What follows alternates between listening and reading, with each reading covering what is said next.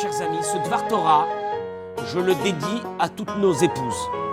Je vais vous dire pourquoi dans 2 minutes. Parce que c'est marqué dans la paracha de cette semaine, Isha ki tazria, Veyalda, une femme qui conçoit et qui a Veyalda, Zachar, et qu'elle aura un garçon. Le Chida dit que les mots qui tazria, Veyalda, Zachar, elle conçoit et elle a un garçon. Le kaf de qui, tazria, le tav, Veyalda, le vav, Zachar, ça forme le mot de zéchout.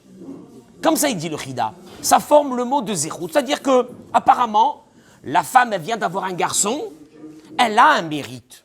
Mérite de quoi? Il te dit que les premières lettres, la Torah a voulu faire une allusion qu'une femme, à partir du moment où elle a un garçon, eh bien, elle a un mérite. Mérite de quoi? On va expliquer ça de 2 façons. La première est très connue, mais je crois qu'il faut la rappeler, parce que Behemet, c'est quelque chose d'exceptionnel. La Gemara dans ma Sechet Brachot, Daf Yud Zayin, la Gemara pose une question. Rav demande à Rabbi Chia. Tu entends, Franck? Oui, Rabbi. Les femmes. Bemaï Zachian. Qu'est-ce que les femmes ont comme mérite? Ça veut dire que Rav, dans la Gemara, avait une question pour que les femmes puissent mériter le Olam Haba, qui veut dire pas seulement le paradis, le monde futur, mais aussi le monde que nous on appelle le monde d'après, celui de Triat Ametim, de la résurrection des morts. Quand on va revenir dans ce monde, les femmes, par quel mérite elles auront elles aussi cette vie qui est la vie d'après? Par quel mérite? Et la Gemara répond que parce qu'elles prennent leurs enfants et leurs maris et elles les envoient étudier. Et comme elles attendent aussi, la Gemara te dit, 1, elles envoient leurs enfants étudier, 2, elles attendent leur mari. Tu comprends? La femme, elle a besoin du mari le matin pour aller faire les courses. Elles attendent le mari. Des fois, elles vont venir ici devant le Beth Midrash. Eh bien, elles vont attendre que le mari finisse sa Gemara. Par cette attente-là, par cet effort que les femmes font, c'est la réponse de la Gemara, elles méritent la résurrection des morts, le Triat Ametim.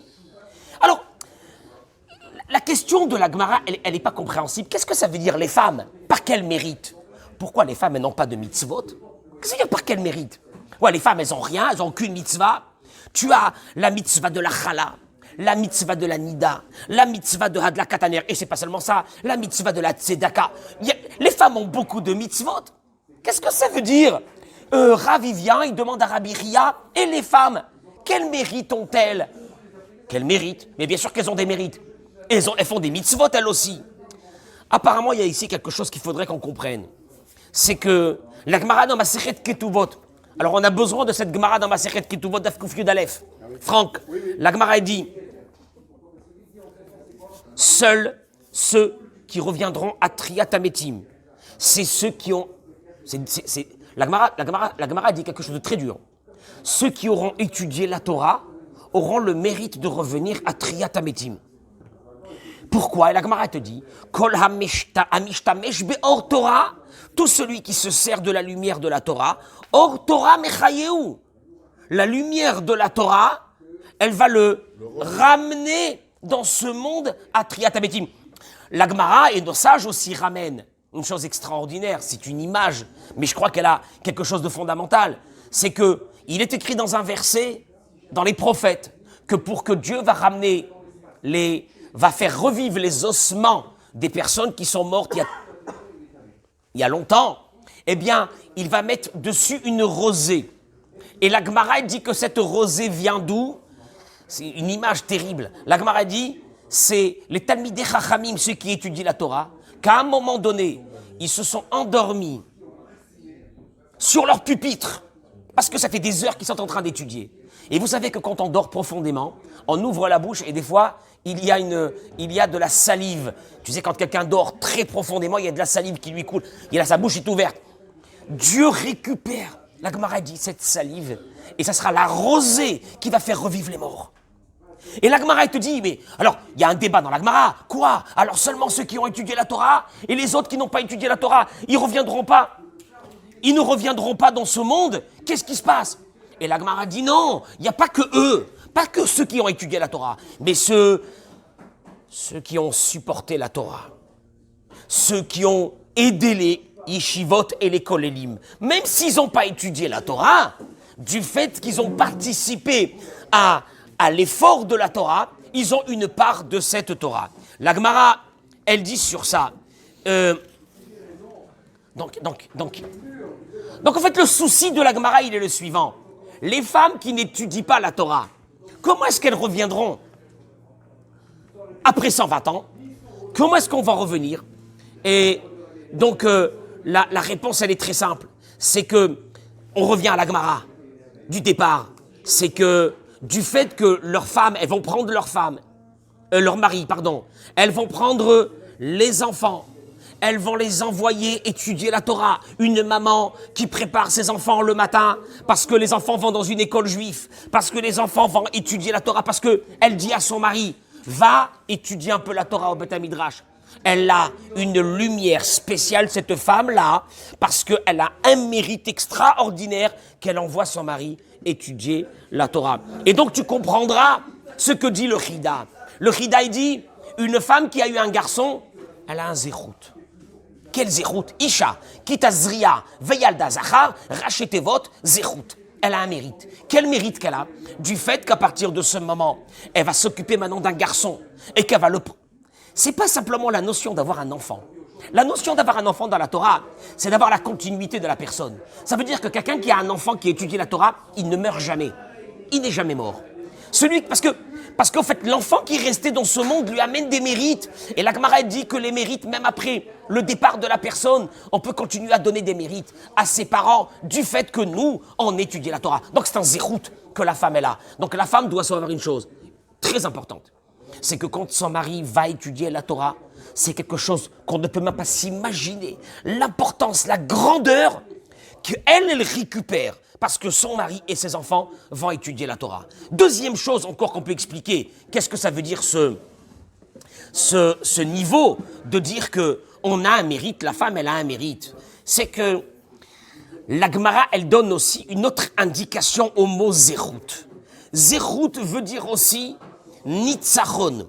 Rashi dit dans la Gemara, dans Masechet Kiddushin Daf Yotret, que le mot beha zachnehu, quand la Gemara, le Talmud dit le mot zérout, Rashi ramène nitzachon, gagner. Un combat, comme si tu as gagné un combat. Première chose. Donc le mot zérout peut devenir aussi nitzachon, gagner. Je continue, c'est que on voit que la Gemara dans Masechet Kiddushin, elle ramène la chose suivante. Akadosh Baruch Hu amar lahem le Israël banai. Barati Yetzer Hara ou Barati lo Torah Tavlin. J'ai créé le Yetzer Hara et j'ai créé la Torah qui est l'antidote. Ve'im atem oskim baTorah, em atem nimsarim beyado. Voilà, c'est simple. Tu ne veux pas tomber dans les mains du Yetzer Hara. Tu ne peux pas dire seulement, tu sais quoi, moi j'ai la foi. J'ai la foi. Dieu il te dit, un homme a à l'intérieur de lui un Yetzer Hara. Le Yetzer Hara, ça veut dire quoi? Yetzer Hara, c'est pas seulement un ange. Le Yetzer Hara, c'est ton caractère.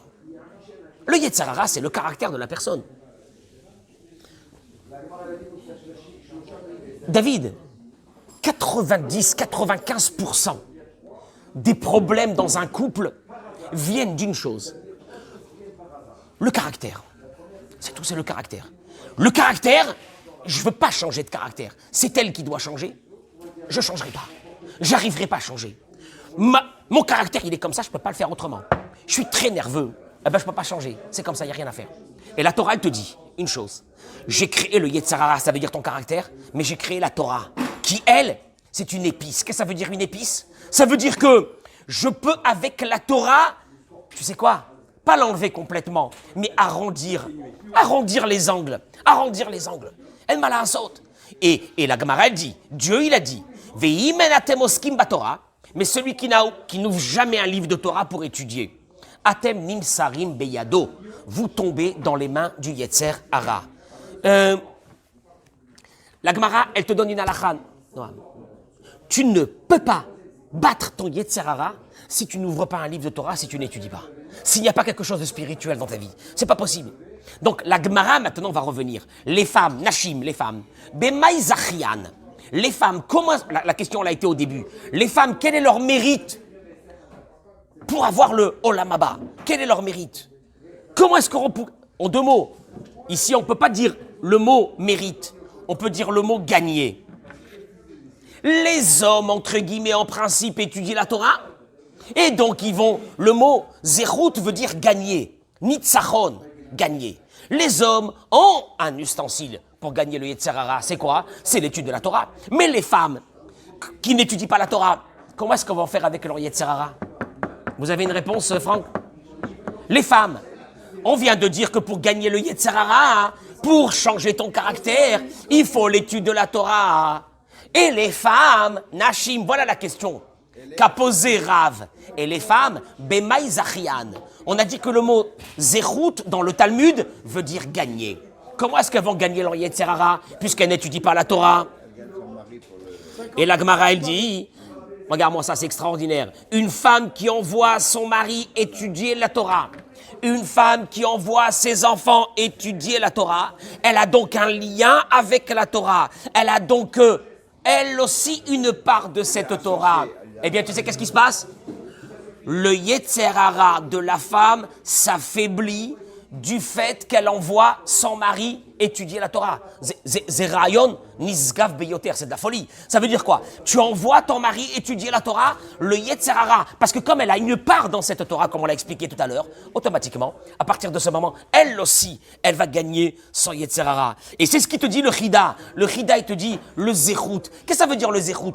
Rabotai, moi je dis aux femmes, Béhémet, s'il y a des femmes qui veulent m'écouter, mais vous avez tous les intérêts du monde à dire à ton mari, mon chéri, s'il te plaît, va étudier tous les jours un peu de Torah. Oui, j'ai besoin de toi.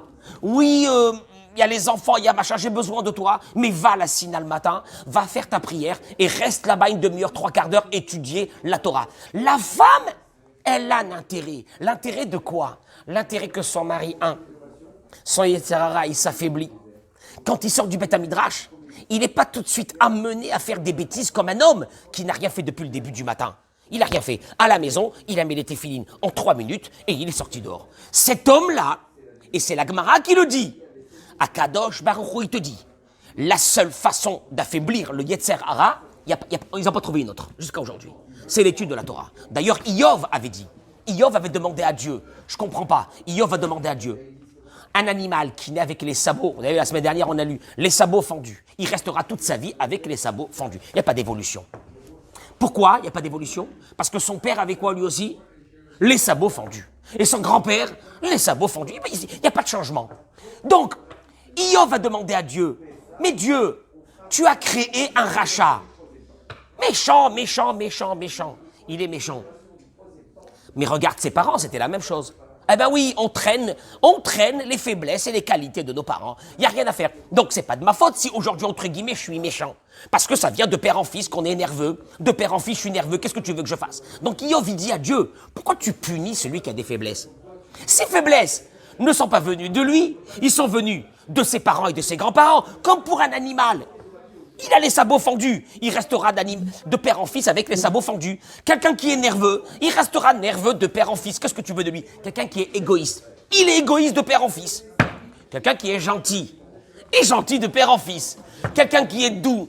Et qu'il il est serviable. Tu vois son père ou sa mère. La même chose. Et ses grands-parents. Donc Iyov va demander.